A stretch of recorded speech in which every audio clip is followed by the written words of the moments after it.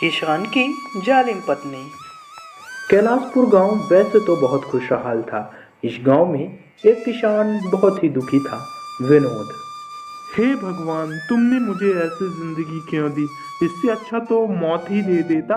ये रोज रोज के घुट घुट के मरने से मैं तंग आ गया हूँ। मुझे एक ही बार में मार दे, कम से कम अपनी जिंदगी से आजाद तो हो जाऊंगा। विनोद गरीबी से नहीं, अपनी पत्नी से परेशान था। ए जी, सुनते हो? जरा यहाँ आना। हे भगवान, अब कौन सी नई आफत आ गई? यहाँ आ रहे हो या मैं वहाँ आ जाऊँ? नहीं, मैं आता हूँ। तुम मुझे शांति से पूजा तक नहीं करने देती। बोलो क्या बात है? वैसे तुम किसकी पूजा कर रहे थे? तुमको दिखाई नहीं देता क्या? मैं माता सीता और प्रभु श्री राम की पूजा कर रहा था। वही तो, दिखाई तो देता है, पर तुम प्रभु श्री राम और सीता मैया के सच्चे भक्त नहीं हो। तुम में प्रभु श्री राम जैसा कोई भी गुण नहीं है। उन्होंने अपनी पत्नी सीता माता को रानी बनाकर रखा था और तुम मुझे यहाँ नौकरानी बनाकर रखते हो। सीता मैया रानी जरूर थी, पर उन्होंने प्रभु श्री राम के लिए 14 वर्ष का लंबा वनवास भी काटा था, वो भी बिना कुछ बोले। तो मैं भी तुम्हारे साथ वनवास ही तो काट रही हूँ। जब से शादी हुई है कोई सुख नहीं मिला। हाय रे मेरा नसीब। मेरे साथ भी कुछ ऐसा ही हुआ। सोचा था सीता जैसी पत्नी आएगी घर, और आ गई सुरपंखा। क्या मैं शूरपंखा हूँ? तुम मुझे ऐसा समझते हो? तो आज से मैं तुम्हारे साथ राक्षसों वाला ही व्यवहार करूंगी। हाँ हाँ, ऐसा बोल रही है जैसे अब तक तो महाराजों वाला ही व्यवहार करती रही हो। आज रुक्मणी को इतना कुछ बोलकर विनोद ने अपने ही पैर पर कुल्हाड़ी मार ली थी। बहस करके वो खेती करने चला गया। वे दिन भर कड़कती धूप में मेहनत करता रहा और सांझ होते ही घर की ओर निकल पड़ा। पर उसे क्या पता था कि आज घर पहुंचकर उसके साथ क्या हाल होने वाला है। जब वह घर पहुंचा तो उसने देखा कि रुक्मणी गुस्से में एक कोने पर बैठी हुई थी। रुक्मणी, अरे ओ रुक्मणी, रुक्मणी, अरे ओ रुक्मणी, इतनी देर से तुमको आवाज दे रहा हूँ, बहरी हो गई हो क्या? हाँ, ऐसा ही समझ लो। लगता है कल का गुस्सा आज तक शांत नहीं हुआ। खैर छोड़ो, आज खेतों में बहुत काम किया है, जोरों की भूख लगी है, जल्दी से खाना लगा दूँ। मैंने खाना नहीं बनाया। रुक्मणी, क्या मतलब नहीं बनाया? नहीं बनाया मतलब नहीं बनाया। वैसे भी तो मैं शूरपंखा हूँ ना, मतलब राक्षसी। और कौन सी राक्षसी खाना बनाती है? तुम्हें भूख लगी है तो तुम खुद बना लो। हे भगवान, खेतों में काम भी मैं करूं और घर आकर खाना भी मैं बनाऊं। अब यही दिन देखने के लिए बचे थे। लगता है आज बहुत गुस्से में है। एक काम करता हूं, आज खाना बना ही देता हूं। क्या पता मेरे हाथों का खाना खाकर इसका गुस्सा गायब हो जाए। इतना थका होने के बावजूद विनोद रसोई घर में खाना पकाने लगा। विनोद थोड़ा भोला था, इसी बात का फायदा रुक्मणी उठाया करती थी और अपनी सारी बात विनोद से मनवा लेती थी। विनोद ने खाना पकाया और अपनी पत्नी को भी खिलाया, पर रुक्मणी का गुस्सा टस से मच नहीं हुआ। वह पहले की तरह ही गुस्से में खाना खाने लगी। अगले दिन रुक्मणी बड़े गुस्से में थी। विनोद ने उससे बिना कुछ बात किए चुपचाप खेतों में चला गया और रोज की तरह विनोद अपने खेत में कड़ी मेहनत करने लगा। इसी तरह सांझ होते ही जब वह घर पहुंचा तो घर वैसे का वैसा पड़ा था। रुक्मणी ने कुछ भी नहीं किया था। ये क्या रुक्मणी, तुमने आज भी घर का कोई काम नहीं किया? राक्षसों को गंदगी ही पसंद है। अगर तुम्हें नहीं पसंद है तो तुम खुद साफ कर लो, समझे ना? साफ नहीं किया तो कोई बात नहीं, कम से कम मुझे खाना तो दे दो। नहीं दूंगी। और हाँ, मैंने खाना भी नहीं बनाया है। तुमको खाना है तो खुद बनाओ और खुद खाओ। विनोद समझ गया था कि उसने आज भी खाना नहीं बनाया और वह चुपचाप रसोई में गया। उसके बाद वह खाना बनाने लगा। ये सिलसिला 3-4 दिनों तक चलता रहा। रुक्मणी ने घर का कोई काम नहीं किया, ऊपर से विनोद को खाना भी बनाना पड़ता और साथ में खेत का काम भी करता। विनोद का सब्र खत्म हो चुका था। आज वह जब खेत से वापस लौटा तो रुक्मणी पर बरस पड़ा। अरे कैसी औरत हो, शर्म नहीं आती तुम्हें? तुम्हारे रहते मुझे घर का सारा काम करना पड़ रहा है।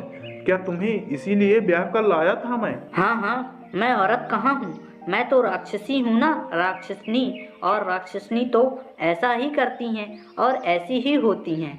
मैंने तुम्हें जरा सी एक बात क्या बोल दी, तुम तो वही लेकर बैठ गई हो। हाँ तो बैठूंगी ही ना, तुम्हें क्या लगता है मैं कुछ नहीं करती ना? अब करो सारा काम, अब मैं सिर्फ आराम करूंगी। वो तो तुम पहले से ही चाहती थी, कामचोर जो हो। हाँ हूँ, मेरे मायके में मुझे कोई काम नहीं करना पड़ता था, रानी जैसी रहती थी, रानी जैसी। तो क्योंकि मुझ गरीब से शादी? मेरी मति मारी गई थी, इसीलिए शायद कर। विनोद गुस्से में घर से बाहर आ गया। अगर रोज रोज खाना बनाता रहूंगा तो ये औरत मुझसे सारा काम कराएगी। इससे अच्छा कि मैं आज खाना ही ना बनाऊं। विनोद सीधे अपने काका काकी के घर चला गया। अरे आ विनोद बेटा। काकी, कोई खाना बना है क्या? बहुत जोरों से भूख लगी है।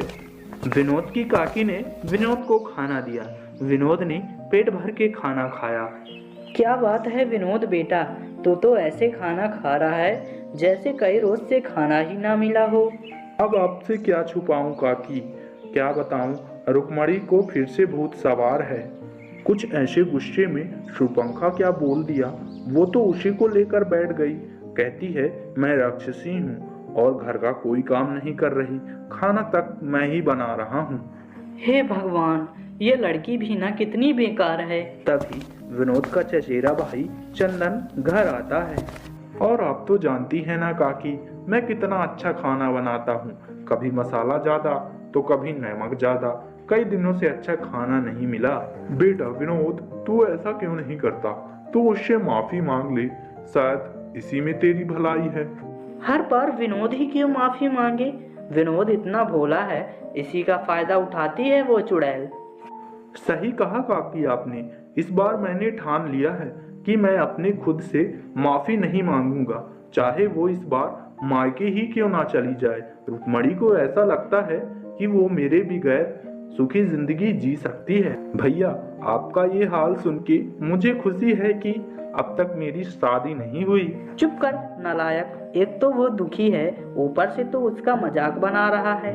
अच्छा भैया सुनिए, मेरे पास एक रास्ता है जिससे भाभी आपकी अहमियत समझ जाएंगी और आपसे कभी बात बात पर झगड़ा नहीं करेंगी। कैसा रास्ता? चंदन ने विनोद के कान में अपना कुछ आइडिया बताया। तुझे लगता है चंदन कि ये रास्ता काम करेगा? हाँ भैया, 100% काम करेगा। ठीक है, तो ये भी कर लेते हैं। उस दिन विनोद अपने घर नहीं गया और यहीं काका के अंदर वाले कमरे में सो गया। काफी रात हो गई थी। अब रुक्मणी को विनोद की फिक्र होने लगी। अब तक कैसे नहीं आए? इतनी रात तक तो बाहर नहीं रुकते, शायद खेत में सो गए होंगे, सुबह आ जाएंगे। विनोद का इंतजार करते करते रुक्मणी सो गई और सवेरे चिड़ियों की आवाज सुनकर वह जाग गई। अरे आज ये अभी तक घर नहीं आए, मैं ही खेत में जाकर देखती हूँ। रुक्मणी खेतों में गई तो विनोद वहाँ पर नहीं था। फिर रुक्मणी गांव में खोजने लगी। अरे भैया, मेरे पति को कहीं देखा है क्या? नहीं बहन, नहीं देखा। आपने देखा है क्या ताऊ जी? मैं तो उसे 2-3 दिनों से नहीं देखा बेटी। अच्छा ठीक है, मुझे लगता है कि वो काकी के यहाँ गए होंगे। रुक्मणी काका और काकी के घर पहुँच जाती है। काकी वो यहाँ आए थे क्या? आपने देखा है? नहीं बेटा, नहीं देखा। क्या कोई परेशानी है? कल से घर नहीं आए हैं, कुछ पता नहीं चल रहा कहाँ चले गए। भाभी, कल मैंने भैया को नदी के पास देखा था, क्या पता शायद वहीं पर हूँ भैया। सभी जगह देख लिया, चलो वहाँ भी जाकर देखती हूँ। रुक्मणी वहाँ पहुँची तो विनोद वहीं पर था और नदी में कूदने ही वाला था। अरे ओ रुकिए, ऐसा मत कीजिए जी, रुक जाइए। रुक्मणी ने अपने पति को कसकर पकड़ लिया। अरे ये आप क्या करने जा रहे हैं? मरने जा रहा हूँ, तंग आ गया हूँ ऐसी जिंदगी से। तुमसे शादी करके मेरी जिंदगी नर्क हो गई है। रोज रोज का तुम्हारा ये गुस्सा मुझसे नहीं झेला जाता। इससे अच्छा तो मौत ही है। ऐसा मत बोलिए जी, मैं आपके बगैर जिंदा नहीं रहूंगी। मुझे क्या पता था कि आप मुझसे इतना प्यार करते हैं कि आप मेरे लिए जान तक देने के लिए तैयार हो जाएंगे। क्या फायदा मेरे इस प्यार का? कभी भी तुम मेरे साथ खुश नहीं रह सकती। मेरा मर जाना ही अच्छा है। कम से कम तुम मेरे मरने के बाद अपने मायके में खुश तो रहोगी। ये कैसी पागलों वाली बातें कर रहे हैं? मेरी खुशी तो आपके जिंदा रहने और आपके साथ रहने में है जी। मुझे माफ कर दीजिए। मैं जिंदगी में आपको अब कभी नहीं सताऊंगी। मैं आपको वचन देती हूँ। रुक्मणी ने विनोद को जोर से गले लगा लिया। तभी वहां पर काका काकी और चंदन आते हैं। चंदन ने विनोद को आंख मारी।